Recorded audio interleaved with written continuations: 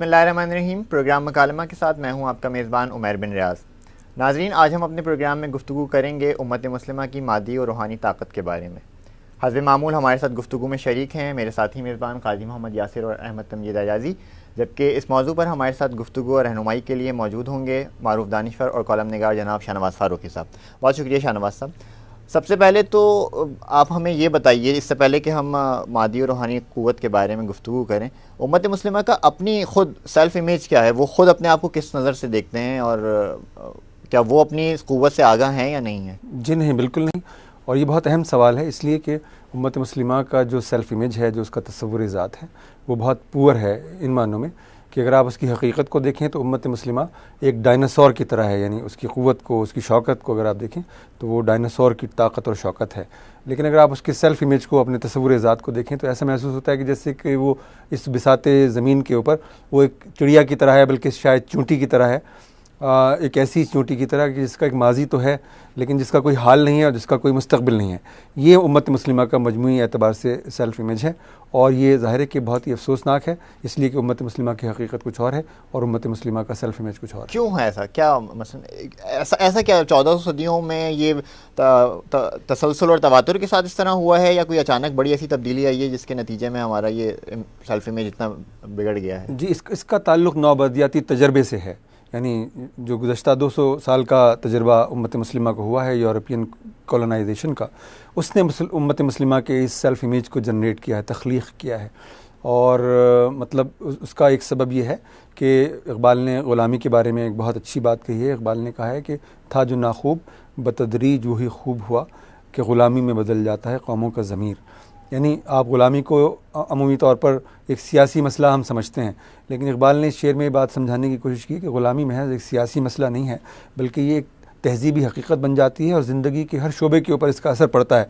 यहाँ तक कि जो कौमें हैं उनका ज़मीर तब्दील हो जाता है और उसका एक नतीजा ये निकलता है कि वो जो आका होते हैं उनमें आपको खूबियों के सिवा कुछ नज़र नहीं आता, यानी उनके अंदर खूबियाँ ही खूबियाँ नज़र आने लगती हैं।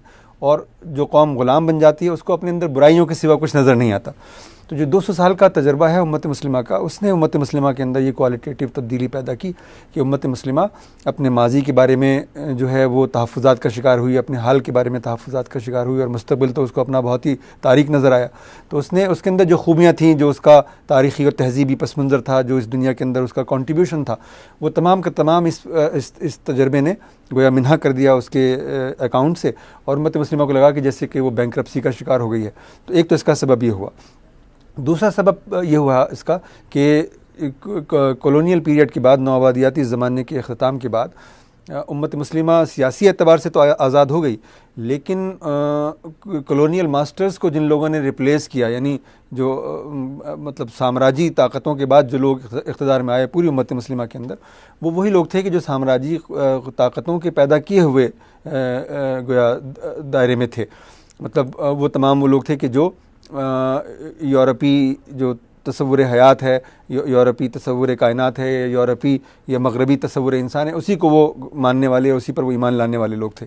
तो चुनांचे उन्होंने जो दुनिया तख्लीक़ की उम्मत मुस्लिमा के अंदर, वो उसी गोया नौबादियाती दौर ही का एक तसलसल बन गई। यानी गुज़श्ता 60-70 साल की जो उम्मत मुस्लिमा की तारीख़ है, अगर आप उसको देखें तो वो दरअसल हमारे नौबादियाती दौर ही का एक तसलसल है। तो उन्होंने क्या किया, इन लोगों ने क्या किया, इन लोगों ने ये किया कि इन्होंने अपनी ताकत को मुस्तहकम करने के लिए, अपने इक़्तिदार को मुस्तहकम करने के लिए उम्मत मुस्लिमा को हिस्सों बखरों में तक़सीम किया। उन्होंने उम्मत मुस्लिमा को सियासी बुनियादों पर तक़सीम किया, तहज़ीबी बुनियादों पर तक़सीम किया, कल्चरल बुनियादों पर तक़सीम किया। उन्होंने उम्मत मुस्लिमा को ज़बान की बुनियाद पर तक़सीम किया। सूबों की सियासत, आप अगर आप पाकिस्तानी के तजर्बे के तनाज़ुर में बात करें, सूबों की सियासत हो रही है, लसानी सियासत हो रही है, यहाँ तक कि अब जो मजहबी मतलब तनाजुर है वो भी उसके अंदर इंडक्ट हो गया। यानी फ़िरक़ों की बुनियाद पर और मसलकों की बुनियाद पर, यहाँ तक कि मकातिब फ़िक्र की बुनियाद पर, फ़िक़्ह की बुनियाद पर तक़सीम किया उम्मत मुस्लिमा को। तो इसके नतीजे में जो उम्मत का तसव्वुर था वो गोया शैटर हो गया, वो बिल्कुल ज़ीरो ज़बर हो गया और उम्मत मुस्लिमा को लगा कि जैसे कि वो एक उम्मत ही नहीं है बल्कि वो ग्रोहों में तक़सीम एक हकीकत है। और इसने उम्मत मुस्लिमा की इज्तिमाई तसव्वुर को चूँकि मिन्हा कर दिया, इसलिए जो इज्तिमाई क़ुव्वत का तसव्वुर था वो भी उम्मत मुस्लिमा के ज़हन से निकल गया।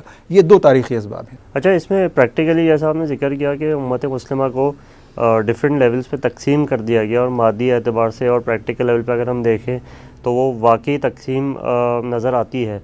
तो ये डायनासोर की हैसियत इसकी किस तरह से बनती है, या इसको आप कैसे कहते हैं कि इसकी इतनी क़ुव्वत है मादी तौर पे और रूहानी तौर पे? जी, मैं जो बात कहने की कोशिश कर रहा हूँ वो ये है कि उम्मत मुस्लिमा की जो भी मतलब इस दुनिया में प्रेजेंस है, यानी रूहानी एतबार से और मतलब मादी एतबार से भी, उसको हम जोड़ कर देखने की अहलियत से महरूम हो गए हैं। यानी हमें लगता है कि ये पाकिस्तान है, ये इंडोनेशिया है, ये मलेशिया है, और इंडोनेशिया एक अलग चीज़ है, मलेशिया एक अलग चीज़ है, पाकिस्तान एक अलग चीज़ है, ईरान एक अलग चीज़ है, सऊदी अरब की एक अलग हकीकत है। हम इस तरह से देखते हैं। लेकिन जो ज़ाहिर है मतलब जो कुरान हमें बताता है, जो रसूल अकरम सल्लल्लाहु अलैहि वसल्लम की सीरत से या अहादीस मुबारका से हमें इमेजेस मिलते हैं, वो तो यह है कि उम्मत एक जसद वाहिद है, और मतलब इस जसद वाहिद की हर चीज़ एक दूसरे के साथ मुंसलिक है। और रसूल अकरम सल्लल्लाहु अलैहि वसल्लम ने फरमाया कि उम्मत मुस्लिमा जो है वो एक जसद वाहिद है, और इसके जिस्म के किसी भी हिस्से में अगर आपको तकलीफ़ होती है तो पूरा जिस्म उसकी तकलीफ़ को महसूस करता है। हाथ में अगर कोई तकलीफ़ होती है तो ऐसा नहीं होता कि सिर्फ हाथ में वो तकलीफ़ होती है, बल्कि जहन भी उसको महसूस करता है, पूरे वजूद के अंदर आपको तकलीफ़ महसूस होती है। तो ये कुरान और सुन्नत से जो हमें इमेज मिलता है उम्मत का, उस तस्वुर को हमने भुला दिया, फरामोश कर दिया, या वो इस तजर्बे के नतीजे में खुद हमारे जहन से महव हो गया, और हमारे जहन में जो इमेज आ गया है वो ये है कि हम मुल्कों में और कौमों में और लसानी वहदतों में बटी हुई एक कौम है, और हमारी कोई इज्तिमाई हकीकत नहीं है। ये मसला है।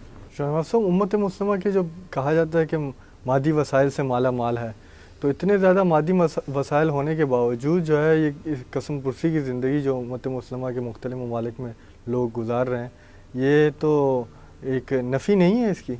नहीं, कसम पुरसी की ज़िंदगी पर तो हम ज़रा बाद में बात करेंगे।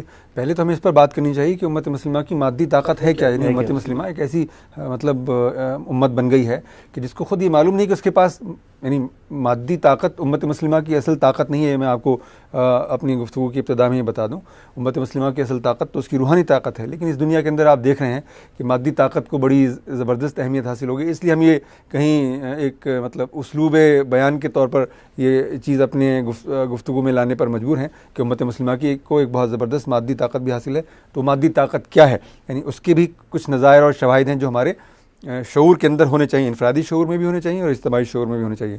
मिसाल के तौर पर इस वक्त अक़वाम मुत्तहिदा के अराकीन की तादाद के एतबार से आप देखिए तो उम्मत यानी पूरी दुनिया की जो गोया वो है, यानी गोया पूरी दुनिया की जो हकीकत है वो ये है कि 200 अक़वाम इस रुए ज़मीन के ऊपर मौजूद हैं, और इसमें 57 आज़ाद रियासतें सिर्फ मुसलमानों के पास हैं। यानी 200 अक़वाम में 200 मुल्कों की बरादरी में 57 आज़ाद मुल्क मुसलमानों के पास हैं। मतलब ये छोटी सी बात तो नहीं है। आप यूरोपीय यूनियन की बात करें तो यूरोपियन क्लब जो है मतलब कितने अराकीन पर मुश्तमिल है, शायद 28 या 29 उनकी तादाद है, ठीक है। तो आप यानी जो सबसे बड़ा क्लब है यूरोपियन क्लब, उसके अराकीन की तादाद 28 है और उम्मत मुस्लिमा के क्लब के अराकीन की तादाद 57 है, ठीक है। एक तो इसका ये डायमेंशन है। एक डायमेंशन इसका ये है कि उम्मत मुस्लिमा महज 57 आज़ाद रियासतों में ही मतलब मौजूद नहीं है, बल्कि उम्मत मुस्लिमा की अगर आप दीगर मादी वसाइल को एक नज़र देखें तो उम्मत मुस्लिमा के पास इस वक्त तेल के मालूम ज़खायर का कमोबेश 60% मौजूद है, गैस के मालूम ज़खायर का कमोबेश 70% मौजूद है। इसके अलावा उसके पास सोने के ज़खायर हैं, जिप्सम के ज़खायर हैं, चांदी के ज़खायर हैं, तांबे के ज़खायर हैं। पाकिस्तान में कोयले के इतने बड़े ज़खायर हैं कि वो पाकिस्तान की 100 साल की ज़रूरियात का पूरी करने के लिए काफ़ी हैं। तो उम्मत मुस्लिमा के पास गैस और तेल के सिवा भी वसाइल की फरावानी है। अच्छा, उम्मत मुस्लिमा के ज़रा आप जोग्राफ़िया पर आप नज़र डालें। उम्मत मुस्लिमा का जोग्राफ़िया तकरीबन 2 करोड़ मुरब्बा किलोमीटर पर मुहित है, यानी 2 करोड़ मुरब्बा किलोमीटर की हकीकत रखने वाली उम्मत मुस्लिमा है। और यानी इसको ज़रा सा आप कंपेयर करें दूसरी मुल्कों के साथ, यानी मिसाल के तौर पर चीन का रकबा 95 लाख स्क्वायर किलोमीटर है, भारत का रकबा 32 लाख स्क्वायर किलोमीटर है। तो उम्मत मुस्लिमा, इसका मतलब ये हुआ कि उम्मत मुस्लिमा में 2 चीन और 1 भारत मौजूद है। यानी उम्मत मुस्लिमा की इतनी बड़ी ताकत है कि उम्मत मुस्लिमा में 2 चीन बन सकते हैं और 1 भारत बन सकता है, ठीक है। ये उम्मत मुस्लिमा की गोया जोग्राफियाई वसत का आलम है। अगर आप उम्मत मुस्लिमा के एतबार के हवाले से ये देखना चाहें कि मतलब उम्मत मुस्लिमा की इस ज़मीन के ऊपर, रुए ज़मीन के ऊपर जोग्राफिकल पोजीशनिंग क्या है, तो उम्मत मुस्लिमा इस ज़मीन के ऐन क़ल्ब में मौजूद है। यानी उसकी लोकेशन इतनी जो स्ट्रैटेजिक एतबार से इतनी फंडामेंटल है कि दुनिया की कोई ताकत ज़मीन के बारे में कोई भी फ़ैसला करते हुए, कोई भी हिकमत अमली वज़ा करते हुए उम्मत मुस्लिमा की प्रेजेंस को, उसकी जोग्राफिकल लोकेशन को नज़रअंदाज कर ही नहीं सकती। यानी चाहे वो अमेरिका हो, चाहे वो चीन हो, चाहे वो रूस हो, चाहे ये तमाम ताकतें जमा हो जाएँ और इस ज़मीन के मुस्तक़बिल के बारे में कोई फ़ैसला करना चाहें तो उन्हें उम्मत मुस्लिमा के को अपने पर्सपेक्टिव में ज़रूर पेश नज़र रखना होगा, उसको नज़रअंदाज करके वो दुनिया के बारे में कोई फ़ैसला नहीं कर सकते। ये उम्मत मुस्लिमा की जोग्राफी एतबार से ताकत का आलम है। उम्मत मुस्लिमा की ताकत का यानी मादी ताकत का एक पहलू ये है कि आपको मालूम है कि बैनुल अक़वामी तिजारत में आबी गुज़रगाहों का बहुत मरकज़ी किरदार होता है। आबी गुज़रगाहों के बग़ैर दुनिया की कोई कौम जो है वो बैनुल अक़वामी तिजारत नहीं कर सकती है। दुनिया की 4 बड़ी आबी गुज़रगाहें मुसलमानों के पास हैं, यानी आबनाए बासफोरस, आबनाए हुर्मज़, खलीज अदन और नहर सुएज़। यानी 4 बड़ी आबी गुज़रगाहें मुसलमानों के हाथ में है, उनकी मुट्ठी में है। वो जब चाहें, मतलब गोया अगर वो बंद करना चाहें बैनुल अक़वामी तिजारत को, तो पूरी बैनुल अक़वामी तिजारत मुंजमद हो जाएगी। ये मुसलमानों की ताकत का एक और डायमेंशन है। अगर आप ये देखें कि उम्मत मुस्लिमा की जो जोग्राफिकल लोकेशन है उसकी पोजीशनिंग क्या है, पोजीशनिंग उसकी ये है कि हर मुल्क दूसरे मुल्क के साथ जोग्राफी एतबार से मुंसलिक है। यानी उम्मत मुस्लिमा एक जंजीर की शक्ल में वाबस्ता है, इंडोनेशिया से मराकश तक, यानी जहाँ जिधर से भी आप उम्मत मुस्लिमा को नापना या तोलना चाहें, उम्मत मुस्लिमा एक जंजीर की शक्ल में मौजूद है। इसका मतलब क्या है? इसका मतलब ये है कि उम्मत मुस्लिमा मजहबी एतबार से भी एक वहदत है, तारीख़ी एतबार से भी एक वहदत है, तहज़ीबी एतबार से भी एक वहदत है और जोग्राफी एतबार से भी एक वहदत है। यानी उम्मत मुस्लिमा का मजहबी एतबार से, तारीख़ी एतबार से, तहज़ीबी एतबार से भी एक ही माजी है, एक ही हाल है, एक ही मुस्तक़बिल है, और जोग्राफियाई एतबार से भी उम्मत मुस्लिमा का एक ही हाल और एक ही मुस्तक़बिल है। ये बात किसी दूसरी और कौम को इस तरह से मतलब अवेलेबल नहीं है। या मिसाल के तौर पर अगर आप देखना चाहें कि उम्मत मुस्लिमा की आबादी जो है वो उम्मत मुस्लिमा की कितनी बड़ी क़ुव्वत है, आपके पता नहीं बात इल्म है या नहीं है कि 1940 में इस रुए ज़मीन पर मुसलमानों की आलमी आबादी सिर्फ 36 करोड़ थी। आज जब हम यहाँ सन 2012 में बैठकर बात कर रहे हैं तो इस वक्त मुसलमानों की आलमी आबादी अमेरिका के एक रिसर्च इंस्टीट्यूट के मुताबिक 1 अरब 57 करोड़ है, और ये आबादी कमोबेश 2.5% की शरह से बढ़ रही है। और चुनाचे प्रोजेक्शन एक ये है कि सन 2025 में मुसलमानों की आलमी आबादी 2 अरब नफूस पर मुश्तमिल होगी, और मतलब चंद साल के बाद, 40 साल 42 साल के बाद सन 2050 में मुसलमानों की आलमी आबादी 3 अरब नफूस पर मुश्तमिल होगी। ठीक है, तो इससे क्या पता चल रहा है कि उम्मत मुस्लिमा नुमेरिकल स्ट्रेंथ के अतबार से, यानी अददी क़ुव्वत के अतबार से भी इस रुए ज़मीन की एक बहुत बड़ी हकीकत है। 3 अरब इंसान जब एक नज़रिए से, एक अक़ीदे से मुंसलिक होते हैं, उनकी एक तारीख़ होती है, एक उनकी तहज़ीब होती है, तो इतनी बड़ी क़ुव्वत को दुनिया की कौन सी क़ुव्वत नज़रअंदाज कर सकती है? और फिर आप ज़मीन के मुस्तक़बिल के बारे में मुसलमानों को नज़रअंदाज करके क्या कोई बात कर सकते हैं आप? अच्छा, अगर आप देखना चाहें कि इस रुए ज़मीन पर अगर हकीकी मानों में कोई एक ऐसी उम्मत है कि जिसको हम वाकई आलमगीर उम्मत कह सकें, तो वो भी सिर्फ उम्मत मुस्लिमा है। यानी चीन जो है वो 1 अरब 30 करोड़ की आबादी रखने वाला मुल्क है, लेकिन 1 अरब उसमें से अगर आप 5-6 करोड़ मुसलमानों को मिन्हा कर लें तो 1 अरब 30 करोड़ की आबादी, 1 अरब 25 करोड़ की आबादी एक ख़ास जोग्राफी के अंदर सुकड़ और सिमट गई है। उससे बाहर उसकी कोई काबिल ज़िक्र प्रेजेंस नहीं है। ठीक है, या आपके पड़ोस में एक और मुल्क है भारत, 1 अरब 20 करोड़ की आबादी है, उसमें से आप 20 करोड़ या 25 करोड़ मुसलमानों को मिन्हा कर लें तो उनकी आबादी कमोबेश जो है वो 1 अरब बनती है या 95 करोड़ बनती है। लेकिन ये 95 करोड़ या 1 अरब इंसान एक यानी मखसूस जोग्राफी के अंदर महदूद होकर रह गए हैं, इससे बाहर उनकी कोई काबिल ज़िक्र प्रेजेंस नहीं है। लेकिन उम्मत मुस्लिमा की प्रेजेंस दुनिया के तमाम बर्र-ए-आज़मों में इतनी काबिल ज़िक्र है कि उनको नज़रअंदाज करके आप अब दुनिया के मुस्तक़बिल के बारे में कोई बात ही नहीं कर सकते। यानी आप हिंदुस्तान की बात कर रहे हैं तो हिंदुस्तान में मुसलमानों की आबादी 20 से 25 करोड़ के दरमियान है। ठीक है, इसका मतलब ये है कि वो मतलब हिंदुस्तान की सियासत का, हिंदुस्तान की मईशत का, हिंदुस्तान की समाजियात का जुज़्व ला युनफ़िक है, उनको नज़रअंदाज करके आप हिंदुस्तान के मुस्तक़बिल के बारे में कोई बात ही नहीं कर सकते। या आप चीन की बात करते हैं तो चीन के बारे में जो इंडिपेंडेंट ज़राए हैं वो कहते हैं कि वहाँ मुसलमानों की प्रेजेंस 5 से 6 करोड़ के दरमियान है, और जो उनका सबसे बड़ा सूबा है जिसको आप सिंकियांग कहते हैं, उसका रकबा अगर मुझे सही याद है तो पाकिस्तान के रकबे से 2 गुना ज़्यादा है। इतना बड़ा रकबा मुसलमानों के पास वहाँ पर मौजूद है। ये अगर आप यूरोप के नक्शे पर नज़र डालें, यूरोप के इस वक्त 3 इंपॉर्टेंट मुल्क हैं, यानी फ़्रांस, जर्मनी और बरतानिया। तो फ्रांस में मुसलमानों की प्रेजेंस इस वक्त 60 से 65 लाख के दरमियान है, जो उनकी कुल आबादी का 10% बनती है।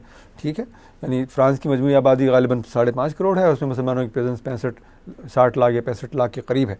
तो मतलब फ़्रांस में मुसलमान इतनी बड़ी क़ुव्वत बन चुके हैं कि उनकी मतलब सियासी क़ुव्वत को आज नहीं तो कल उनको तस्लीम करना पड़ेगा, उनकी तहज़ीबी क़ुव्वत को, उनकी सकाफ़ती क़ुव्वत को तस्लीम करना पड़ेगा। और मैं अभी आपके सामने थोड़ा सा आगे चलकर अर्ज़ करूँगा कि उन्होंने वहाँ के कल्चरल लैंडस्केप को किस तरह से और पॉलिटिकल लैंडस्केप को किस तरह से मुतासिर करना शुरू किया हुआ है।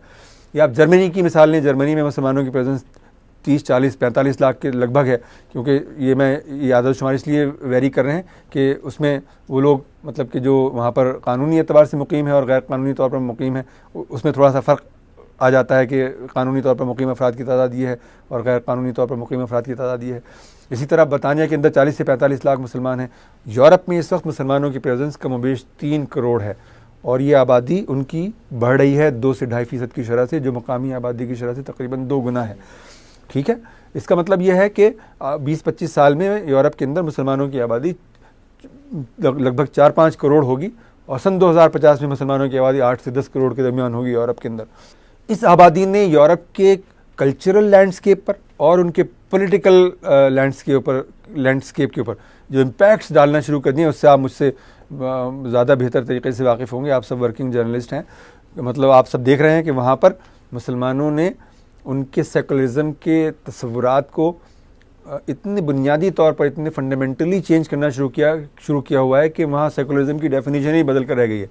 सेकुलरिज़म की क्लासिकल डेफिनेशन ये है कि सेकुलरिज़म एक ऐसा तस्वुर हयात है कि जिसमें रियासत और मज़हब एक दूसरे के साथ इंटरप्ले नहीं करते हैं। मतलब रियासत सेकुलर फ्रेमवर्क के अंदर ऑपरेट करने वाली हकीकत है और मज़हब से उसका कोई ताल्लुक़ नहीं होता, ये है ना। और हर सेकुलर कॉन्स्टिट्यूशन के दायरे में या सेकुलर स्टेट के अंदर रहने वाले हर मजहबी अक़लियत को ये इस बात का हक़ होता है कि वो अपने मज़हब के मुताबिक इनफरादी ज़िंदगी बसर करना चाहें तो बसर करें। यानी हिंदू हैं तो अपनी स्क्रिप्चर के मुताबिक ज़िंदगी बसर करें, क्रिश्चियन हैं तो क्रिश्चियनिटी के मुताबिक बसर करें, मुसलमान हैं तो वो कुरान और सुन्नत के मुताबिक अपनी ज़िंदगी बसर करें। ये सेकुलरिज़म की क्लासिकल डेफिनेशन है। लेकिन जो एंजेला मर्कल ने फरमाया है और जो डेविड कैमरून बरतानिया के वज़ीर आज़म ने फरमाया है, उन्होंने ये कहा है कि यूरोप में मल्टी कल्चरलिज़म का तजर्बा नाकाम हो गया, कसीर सकाफ़ती तजर्बा नाकाम हो गया है। और गोया वो ये कहना चाहते हैं, ये बात कहकर कि अब मुसलमानों को अगर यूरोप में रहना है तो उनको अपना रिलीजन, अपना मज़हब, अपनी तहज़ीब, अपनी तारीख़ अबंडन करनी होगी और उनको यूरोपी अक़दार के तहत ज़िंदगी बसर करनी होगी। और आप देख रहे हैं कि वहाँ कितनी छोटी छोटी बुनियादों के ऊपर इतने बड़े बड़े मसाइल उन्होंने जनरेट कर दिए। मतलब स्कार्फ का मसला मिसाल के तौर पर आप लीजिए कि फ्रांस के अंदर उस पर कानून साजी की नौबत आ गई कि कानून बना दिया उन्होंने कि स्कार्फ पहनने की इजाज़त ही नहीं है। मतलब 1-1.5 मीटर का कपड़ा है स्कार्फ, जिससे सर ही तो ढांपती हैं ना हमारी बच्चियां या ख़वातीन, और क्या करती हैं वो, ठीक है। लेकिन वहाँ उन्होंने उसको इतना बड़ा मसला बना दिया कि वो डिफाइनिंग रियलिटी बन गया वहाँ पर, वहाँ की पॉलिटिक्स के लिए और मतलब मुसलमानों के लिए। और उनका जो सेकुलरिज़म है वो मुसलमान औरत को ये हक़ देने के लिए तैयार नहीं है कि वो अपना सर ढाँप कर निकल सके। नाज़रीन, आज हमने प्रोग्राम में गुफ्तगू की उम्मत मुस्लिमा के मादी वसाइल के बारे में। गुफ्तगू के सिलसिले को अगले प्रोग्राम में आगे बढ़ाएंगे और उम्मत मुस्लिमा की रूहानी ताकत के बारे में जानेंगे। जब तक के लिए इजाज़त, अल्लाह हाफ़िज़।